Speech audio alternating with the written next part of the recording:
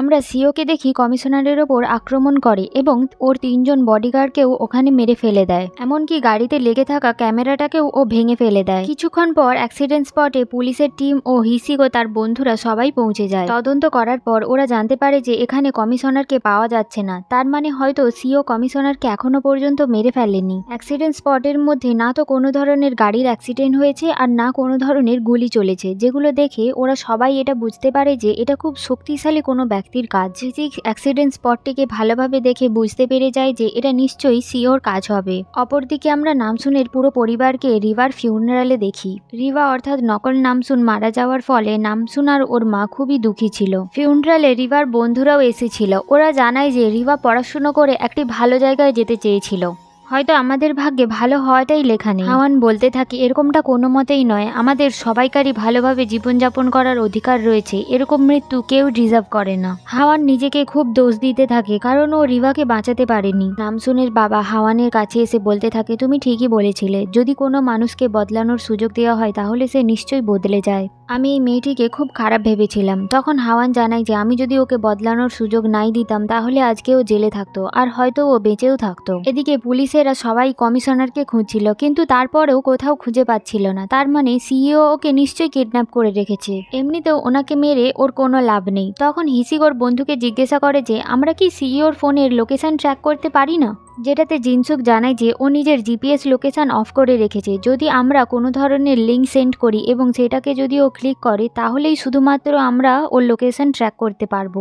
আর তখনই হিসিকের কাছে miss হানের phone আসে, যেখানে ও বাকি সমস্ত লিস্ট হিসিককে পাঠিয়ে দেয় আর তাতে থাকা একটি ক্লায়েন্টের নাম্বার ইউজ করে জিনসুক সিইওর ফোনে লিঙ্ক সেন্ড করে। আর তখন ওখানে নামসুন চলে আসে। ও সবাইকে রিভার ব্যাপারে বলে দেয় সিইও রিভাকে মেরে ফেলেছে আর ও আমার আসল পরিচয় জেনে ফেলেছে। আমরা সিইওকে দেখি যেখানে ওকে নামসুন ফোন করেছে। ও বলতে থাকে যে শুধু শুধু নিরপরাধ লোকদের মারা এবার বন্ধ করো। তখন সিইও ওকে জিজ্ঞাসা করে যে তুমি আমার কাছে জাসুসি করার জন্য এসেছিলে তাই না, এবং যা কিছু তুমি আমাকে দেখিয়েছো সব কিছুই মিথ্যা ছিল তাই না। নামসুন জানায় যে হ্যাঁ, আমি তোমার জাসুসি করার জন্যই এসেছিলাম। এবার তোমার ড্রাগসের খেলা বন্ধ করো, নিরীহ মানুষদের মারা বন্ধ করো। তোমার যদি সাহস থাকে তাহলে আমার সাথে লড়ো। যেটা শুনে সিইও বলতে থাকে তুমি আমাকে কোনোদিনও হারাতে পারবে না, যেটা বলে ও ফোনটি কেটে দেয় এবং অপরদিকে নামসুন রাখতে থাকে। বাকিরা দেখে যে সিইওকে যেই লিঙ্কটি পাঠানো হয়েছিল সেটাতেও ক্লিক করেছে, যার ফলে ওরা বুঝতে পারে যে সিইওকে কেউ একজন ফোন করেছে। ফোনটি তোলার সাথে সাথে ওকে জিজ্ঞাসা করা হয় যে তুমি কি বংকে মেরেছো,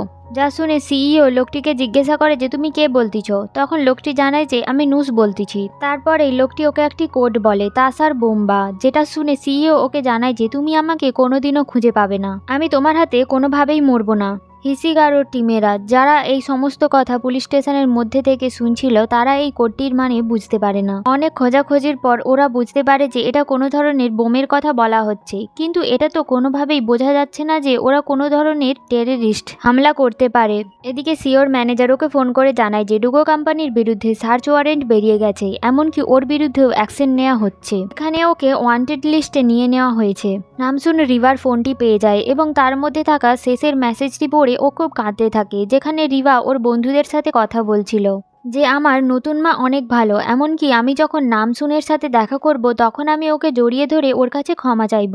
যেগুলো পড়ে ও খুব কাঁদতে থাকে এবং হিসিককে বলতে থাকে যে আমরা যদি ওর বিরুদ্ধে আরও পাবন্দি লাগিয়ে দিই তাহলে ও এই দেশ ছেড়ে পালাতে পারবে না। হ্যাঁ, কিন্তু এই মুহূর্তে এমন একটি জায়গাতে ও লুকিয়ে আছে যে ব্যাপারে আমরা কেউই জানি না। হিসিক জানায় যে সিইও ওর গ্যাং থেকে আলাদা হয়েছে, তার মানে নিশ্চয়ই ওর কাছে এমন কিছু রয়েছে যেটা ওকে প্রোটেক্ট করছে, তার জন্যই ও এতটা সাহস পেয়েছে। অন্যদিকে মিস্টার পার্ক হাওয়ানের সাথে দেখা করে। ও হাওয়ানকে সমস্ত ব্যাপারটা জানিয়ে দেয় এবং ওর নামে যে অ্যারেস্ট ওয়ারেন্ট বেরিয়েছে সেটাও ওকে জানিয়ে দেয়। আসলে মিস্টার পার্ক ওই গ্যাংয়েরই একজন সদস্য এবং সিওর সিনিয়র। মিস্টার পার্ক একটি ছবি দেখিয়ে জিজ্ঞাসা করে যে এই মহিলাটিকে কি ও চেনে। হাওয়ান জানায় যে ওরা আগে একসাথে কাজ করত, কিন্তু হাওয়ান জবের থেকে ওর বিজনেস শুরু করেছে তারপর থেকে ওর সাথে কোনো ধরনের কাজ করে না। মিস্টার পার্ক জানায় যে এই মেয়েটিকে মিস্টার বেডের সাথে অনেকবার দেখা গিয়েছে, ওরা নিশ্চয়ই কিছু না কিছু প্ল্যান করছে। সিইও ওর ম্যানেজারকে কল করে ডক্টর চৈকে নিয়ে আসতে বলে আর এই সমস্ত কথা হিসিকরা শুনতে থাকে, যেখানে ওরা জানতে পেরে যায় যে কে এই ডক্টর চৈ। ওরা গুগল সার্চ করে মিস্টার চৈর ব্যাপারে জানতে থাকে। যার ফটো দেখে নামসুন ওদের জানায় যে এই লোকটিকে ও চেনে। নামসুন সেই সিক্রেট ল্যাবে এই সায়েন্টিস্টকে দেখেছে। তখন ওরা বলতে থাকে যে সিওর আগে ওদের আগে মিস্টার চইকে খুঁজে বের করা উচিত। তখনই নামসুনের কাছে ওর পালিত মায়ের ফোন আসে। ওর মা জানায় যে ও আজ রাতেই মঙ্গোলিয়াতে ফিরে যাচ্ছে। নামসুন ওর মাকে জানায় যে এই কেসটি শেষ করার পরেই ও ওদের সাথে দেখা করার জন্য মঙ্গোলিয়াতে যাবে। ওরা সবাই জানতে পারে যে মিস্টার চই সিওর সাথে কাজ করার আগে জেলে ছিল, আর এখন জামিন নিয়ে কাজ করার পরেও সিওর সাথেই কাজ করছে। তখন হিসিক বলতে থাকে তার মানে অ্যান্টিডোট বানানোর কাজ নিশ্চয়ই মিস্টার চই করেছে। সিইও একজনকে ফোন করে জানায় যে আমার বিরুদ্ধে যত রকমের অভিযোগ রয়েছে তা হাঁটানোর ব্যবস্থা করো, না হলে এই ড্রাগের অ্যান্টিডোট তোমরা পাবে না। বাঁচানোর জন্য দরকার হলে তোমরা রাশিয়ার গ্যাংয়েরও হেল্প নিতে পারো, এটা তো তোমাদের জন্য কোনো ব্যাপারই না। নুস সিওর প্রোটেকশনের দায়িত্ব নেয়। নুস ওকে ডক্টর জোয়ের ব্যাপারে জিজ্ঞাসা করে। সিইও ডাক্তারের লোকেশনটি ওদেরকে দিয়ে দেয় এবং ডাক্তারকে ফোন করে জানিয়ে দেয় যে ওকে কিছুক্ষণের মধ্যে কয়েকজন লোক নিতে আসবে, ও যেন নিশ্চিন্তে ওদের সাথে চলে যায়। কিন্তু যতক্ষণ না সিইও ওর কাছে পৌঁছবে ততক্ষণ ও যেন অ্যান্টিডোটের ব্যাপারে কোনো কিছু না বলে। আর তখনই ওর কাছে ওর ম্যানেজার আসে, যে কিনা নামসুনের পুরো ফ্যামিলির ইনফরমেশন নিয়ে আসে, যেখান থেকে সিইও নামসুনের মঙ্গোলিয়ার মায়ের ব্যাপারে জানতে পারে। মিস্টার চইকে আনার জন্য সেই গ্যাংস্টারের লোকজন বেরিয়ে পড়ে, আর এদিকে হিসিক আর ওর বন্ধুরাও বেরিয়ে পড়ে। কিন্তু নামসুনের খুব তাড়া থাকায় ও ওদের সাথে না গিয়ে একাই বেরিয়ে পড়ে ওই দোকানের দিকে যেখানে মিস্টার চই রয়েছে, এবং বাকিদের আসার আগে নামসুন নিজেই মিস্টার চইকে কিডন্যাপ করে নেয়। অপরদিকে নুস সিওকে ফোন করে জানায় যে ওরা সেই লোকেশনে মিস্টার চইকে পায়নি, যার ফলে ওরা ভাবতে থাকে যে সিও ওকে মিথ্যে কথা বলেছে এবং ধোঁকা দিয়েছে, যেটাতে নুস ওদের জানায় যে এরপর থেকে ওরা সিওর সাথে কোনো ধরনের লেনদেন করবে না, যেটাতে সিও বিশ্বাসই করতে পারছিল না। অন্যদিকে নামসুন মিস্টার চইকে কিডন্যাপ করে সোজা পুলিশ স্টেশনে নিয়ে আসে এবং ওরা সবাই মিলে মিস্টার চইকে বেঁধে রেখে জিজ্ঞাসাবাদ করতে থাকে। ওরা সবাই অ্যান্টিডোটের ব্যাপারে জিজ্ঞেস করলে ডাক্তারটি ওদের জানায় যে তোমরা শুধু সময় নষ্ট করছো, তোমরা সিইওকে কোনোদিনও হারাতে পারবে না। এদিকে নামসুনকে মেসেজ করে ডুগো কোম্পানিতে আসতে বলা হয়। নামসুন একাই ওর সাথে দেখা করার জন্য বেরিয়ে পড়ে, যেটাতে হিসিক ওকে আটকে নেয় এবং জিজ্ঞাসা করে যে তুমি একাই পারবে ওকে আটকাতে, যেটাতে নামসুন ওকে হ্যাঁ বলে। হিসিক ওর মঙ্গোলিয়ার মায়ের কথা জিজ্ঞাসা করলে নামসুন জানায় যে আজ রাতেই ও ফ্লাইটে করে মঙ্গোলিয়াতে ফিরে যাবে। হিসিক ওকে জানায় যে তোমার ওর সাথে লড়াই করতে যাওয়াটা অনেক রিস্কি হয়ে যাবে, কারণ আমরা কেউই জানি না যে সিওর আসল পাওয়ার কতটা। এটাতে নামসুন জানায় যে আমারও এত পাওয়ার আমি নিশ্চয়ই এমনি এমনি পাইনি, হয়তো আমার ভাগ্যে লেখা ছিল আমি এই পাওয়ার ব্যবহার করে সাধারণ মানুষের জন্য কিছু করব, আর তার জন্য যদি আমার মৃত্যুও হয় তাহলে সেটাকে আমি আমার ভাগ্য বলে মেনে নেব। যেটাতে হিসিগোকে বকতে থাকে যে নিজের পাওয়ার আছে বলে নিজের জীবনকে এতটা বেপরোয়াভাবে নিলে হবে না, ওর কিছু হয়ে গেলে তখন ওর ফ্যামিলি আর হিসিকের কি হবে। তারপরেই নামসুন সিওর অফিসে পৌঁছে যায়। এদিকে আমরা সিওকে দেখি, যে কিনা বুঝতে পেরে গিয়েছে যে ক্লায়েন্টের কাছ থেকে আসা লিঙ্ক থেকেই ওরা ওকে ট্র্যাক করে ফেলেছে। পুলিশ এতক্ষণে নিশ্চয়ই ওদের সমস্ত কথা শুনে ফেলেছে, এমনকি ডক্টর জয়কেও তাহলে পুলিশেরাই কিডন্যাপ করে রেখেছে। সিও নামসুনকে কল করে জানায় যে এবার মনে হয় আমাদের সামনাসামনি হওয়ার সময় এসে গিয়েছে। তুমি একবার বলেছিলে তোমার মঙ্গোলিয়ার মা বাবার কথা, তখনই বুঝেছিলাম তুমি ওদের অনেক ভালোবাসো। তোমার মঙ্গোলিয়ার মা আমার কাছে, তুমি যদি ওনাকে বাঁচাতে চাও তাহলে আমি যেখানে বলবো তুমি সেখানেই তাড়াতাড়ি পৌঁছে যাও, আর অবশ্যই যেন তুমি একাই আসো। যে সমস্ত কথা হিসিক শুনে ফেলে এবং সঙ্গে সঙ্গে ওর ফোন করে জানায় যে নামসুন তুমি একা একা কোথাও যাবে না, যেটাতে নামসুন জানায় যে তুমি বুঝতে পারছো না, আমি যদি ওখানে একা না যাই তাহলে ও আমার মায়ের ক্ষতি করে দেবে, আমাকে একাই যেতে হবে।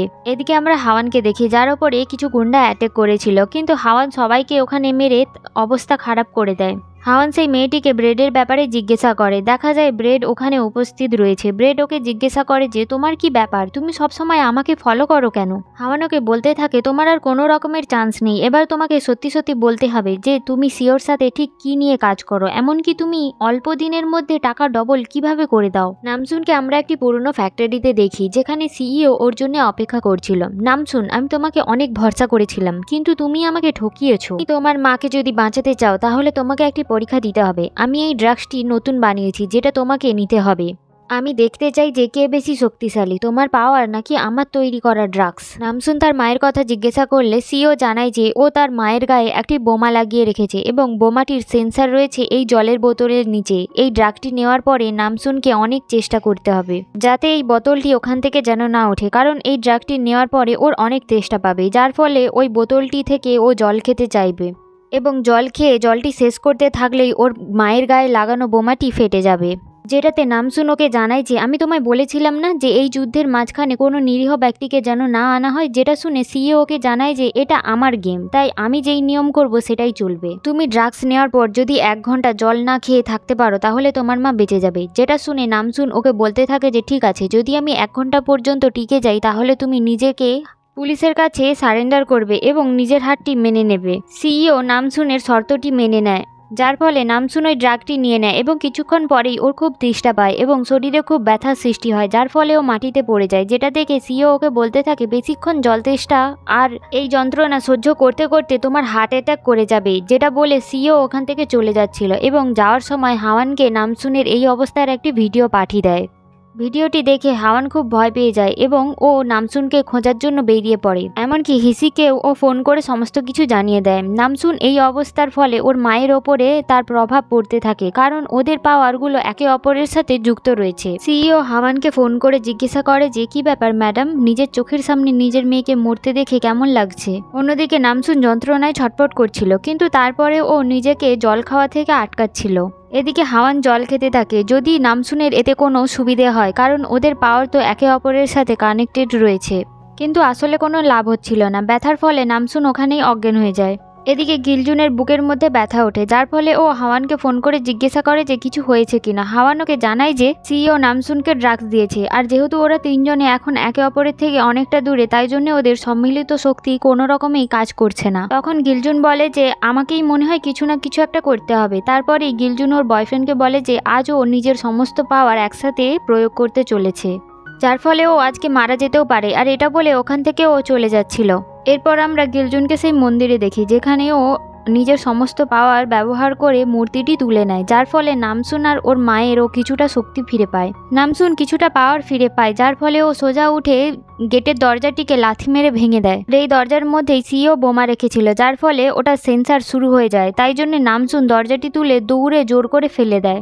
আকাশের অনেকটা দূরে গিয়ে বোমাটি দরজা সহ ব্লাস্ট হয়ে যায়। নামসুন চিৎকার করে ওঠে যে সিইও আমি আসছি তোমার মোকাবেলা করতে। আর এখানেই আমাদের এপিসোডটি শেষ হয়। Thank you.